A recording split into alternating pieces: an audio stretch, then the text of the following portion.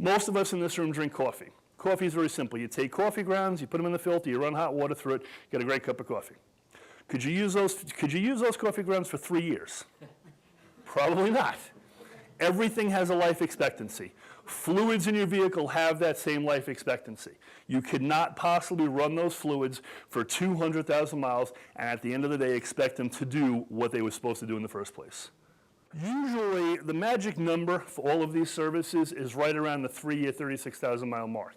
Now, that number is determined by manufacturers that don't live in Tucson, Arizona.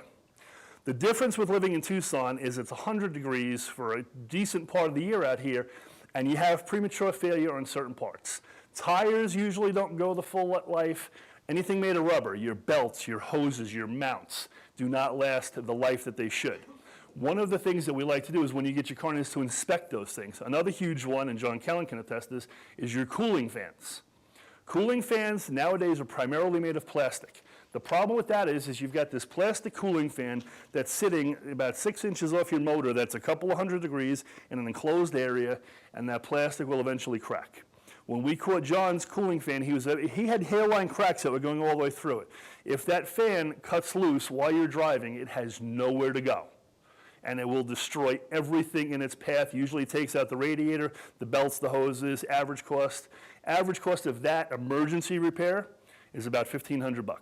And you're lucky if it doesn't take out your AC compressor, because depending on where those blades go, we've seen that happen too.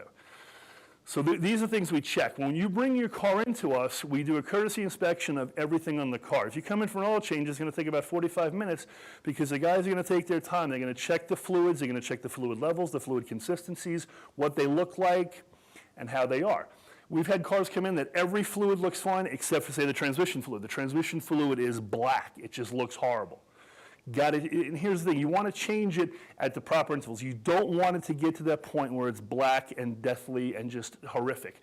People will come into the shop and say, you know what, I want to change my transmission fluid. And they won't tell you why. We go out there, we look. The problem is people are under the misconception that once the car starts to act up, now we should change the fluid. Truth be told, on transmission fluids like that, if you wait till the transmission's acting up and then you change the fluid, pretty sure you'll be on the side of the road in less than a week needing a transmission. The new fluid will actually be so much cleaner, and the detergents in it will literally tear up everything that's holding that transmission together, and you'll be on the side of the road. I've seen it happen.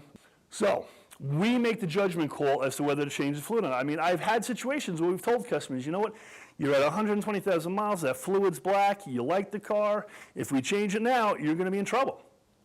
Wait and just ride out the life of the transmission. The transmission will go, we'll put another one in, and you'll drive away happy. There's certain things you can't wait too long.